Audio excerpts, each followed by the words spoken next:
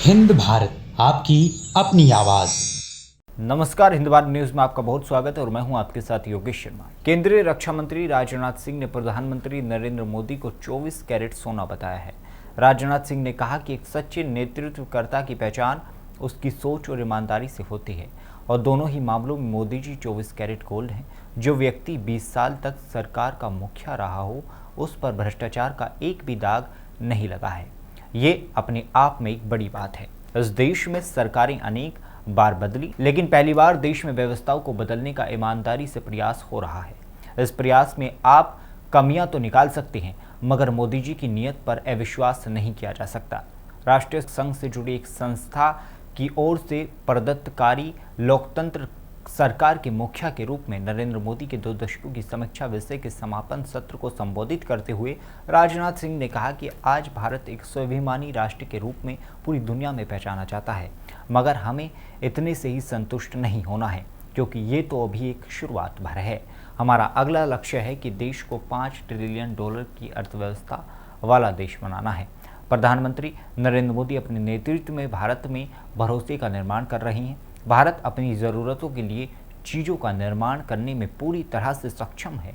हमें अपनी क्षमता पर और अधिक भरोसा करना है।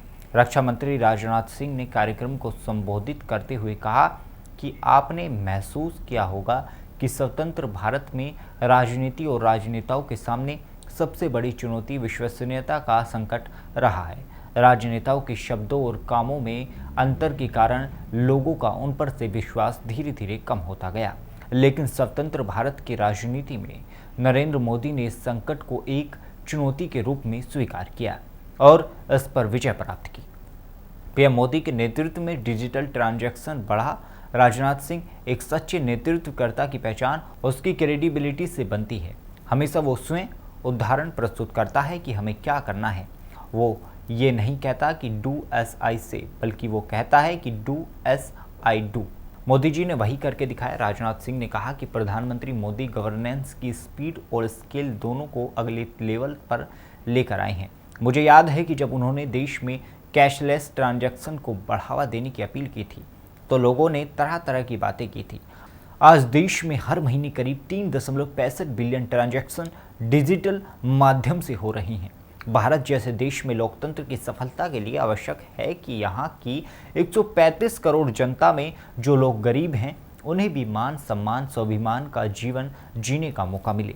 कोरोना का संकट आया तो बहुत सारी आशंकाएं व्यक्त की गई, मगर बड़े पैमाने पर काम हुआ और देश में बड़े पैमाने पर पीपीई टेस्ट किट्स, वेंटिलेटर बनाने का काम बहुत कम समय में हुआ। फिर यही चीज़ ऑक्सीजन सप्लाई के बारे में देखने को मिली। राजनाथ सिंह ने स्वदेशी पर भी अपनी राय रखी।